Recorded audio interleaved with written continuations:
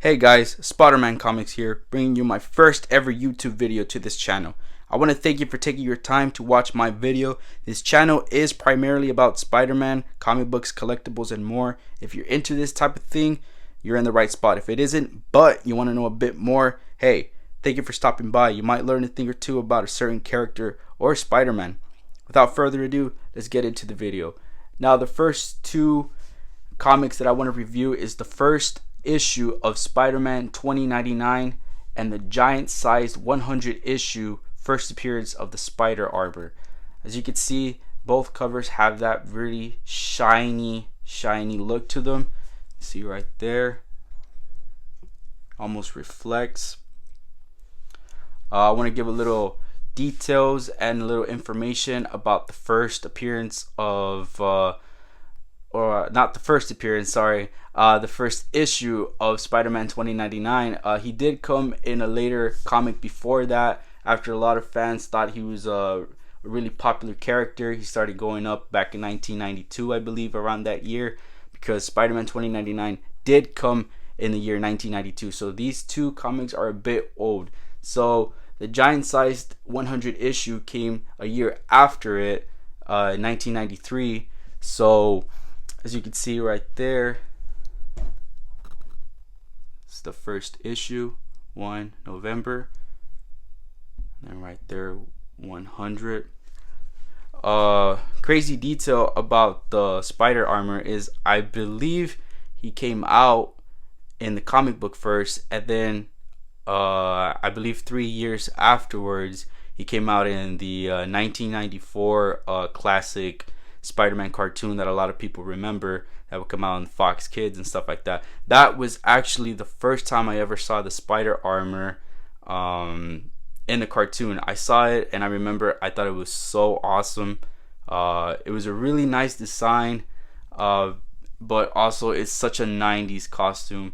I think in this comic book he needed I believe a proof suit so he can go up against Electro or something like that. I don't really remember, but yeah, I'm gonna be reviewing these first two comic books right here. I'll be reviewing the Spider-Man 2099 first. I'll go through all the pages, I'll go through every single detail, and I'll do the same thing with a giant size 100 issue. Without further ado, let's get into the review. Alright, this is the first comic book that we're reviewing, the Spider-Man 2099 first issue of it. Like I said, again, this is Miguel O'Hara, not Peter Parker. A lot of people get it confused. A little background about him. I think in the year 2099, it's not referred as New York, it's referred as Nueva York. Miguel O'Hara, coming from Irish and Mexican ancestry, works for Alchemax, and he starts to notice that a little bit of sus things are going around the Alchemax Industries. So his own boss ends up giving him a poison replicated to the same thing that Spider-Man was injected when the spider bit him in his arm, giving him spider-like abilities and powers. But it backfired on him, giving him a bit more, giving Miguel a bit more power than Spider-Man. Essentially, the boss wanted to kill him, but it didn't work out in his favor, thus creating Spider-Man 2099. Now, his suit is made out of a lot of indestructible materials. I think it's like some unbreakable metal or some crazy shit like that. It's got some fangs right here, or not fangs, but little claw-like fingers. He's actually built like that, so I'll show you towards the end of the pages. He's actually growing some little fangs through his fingertips. I keep saying fangs, not fangs. They're like little spiky thingies. And he actually has fangs actually in his mouth that produce poison, and he can temporarily paralyze his enemies, thus giving him an advantage. He also has some webbing right here that help him glide. The spider emblem, he actually says, I think in the second issue, how he was able to pick this up, and he went to Mexico for a vacation, and this was supposed to resemble one of his ancestors for Dia de los Muertos or something like that. But yeah, let me open the bag right here. Like I said, he's actually one of my other favorite Spider-Man types. As you can see, very pristine, very good condition that I was able to get it. Man, I love this comic. But yeah, you can see all the old ads. This is something that I love about older comics, that they have old ads and stuff like that. See, you can have your monthly subscriptions of comic books that are coming in afterwards. This is the thing that I love about comic books. This is what I was talking about. He has these little spiky things coming out of his fingertips, and then he's got fangs coming out from there. There's not a lot to this comic book, if I'm going to be honest to you. This is just his origin. This is just a little prequel to what was going on when he was starting to become Spider-Man. And around I want to say around here is when his boss put him in this little chamber right there. Put him in this little chamber, and then,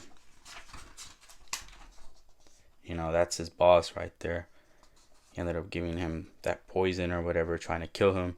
I think it was because Miguel O'Hara found out that he was doing some crazy shit, and he didn't want him to figure. He wanted to spill it out to the world or something like that. So he ended up trying to kill him. But you see right there, his face of worry.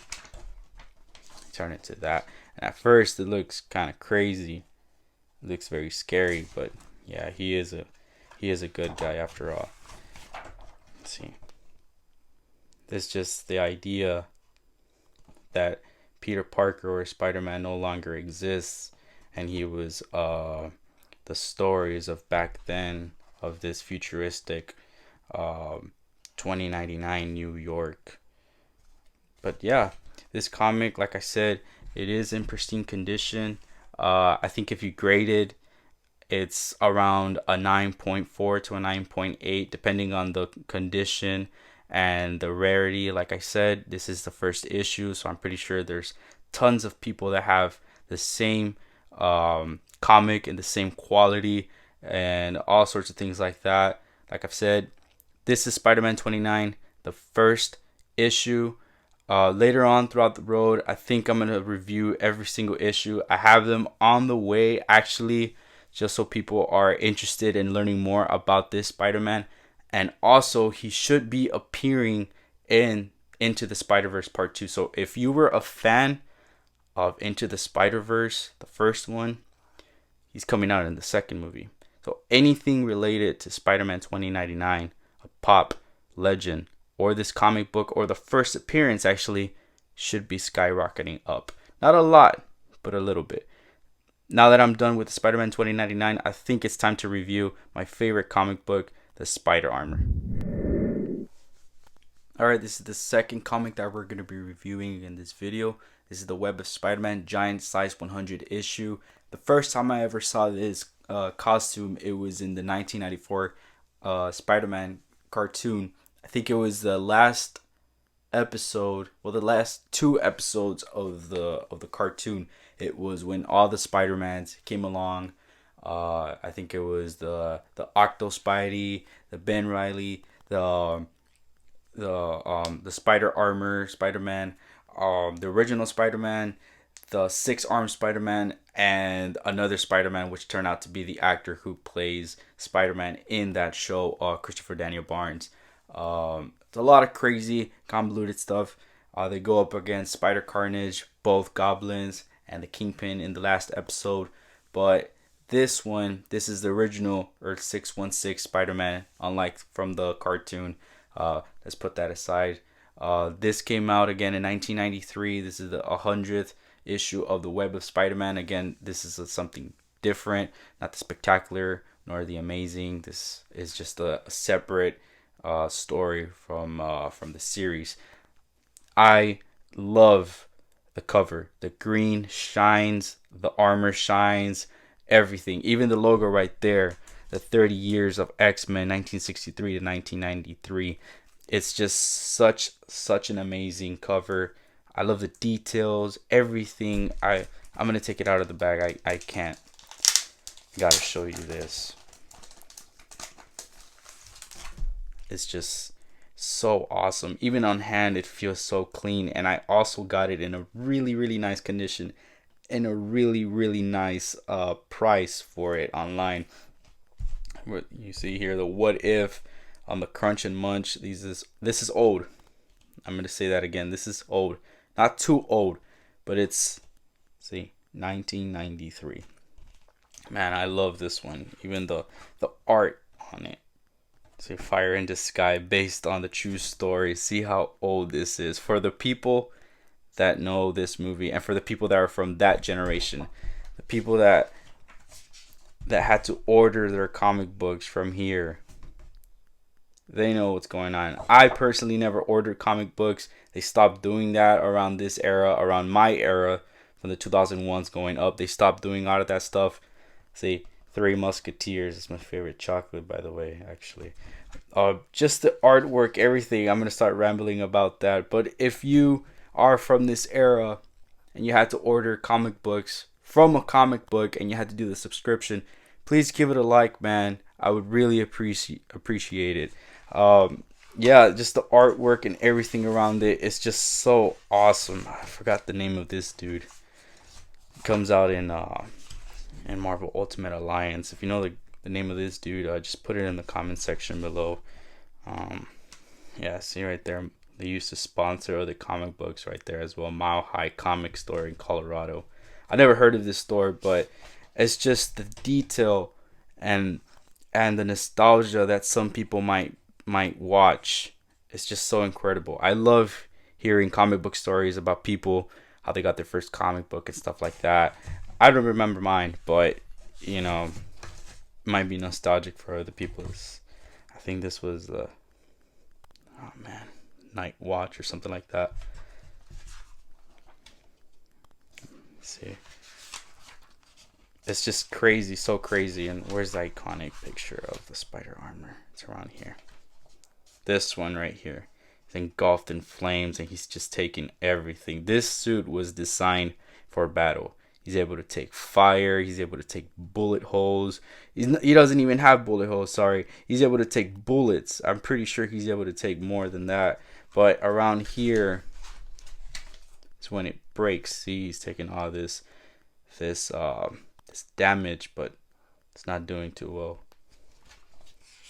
It's around here where, right, they put him to, I think they're melting his armor to the point where, see there, they freeze him right there, and then he breaks, and that's his original costume right there. And that's when he starts beating the shit out of all of those guys right there.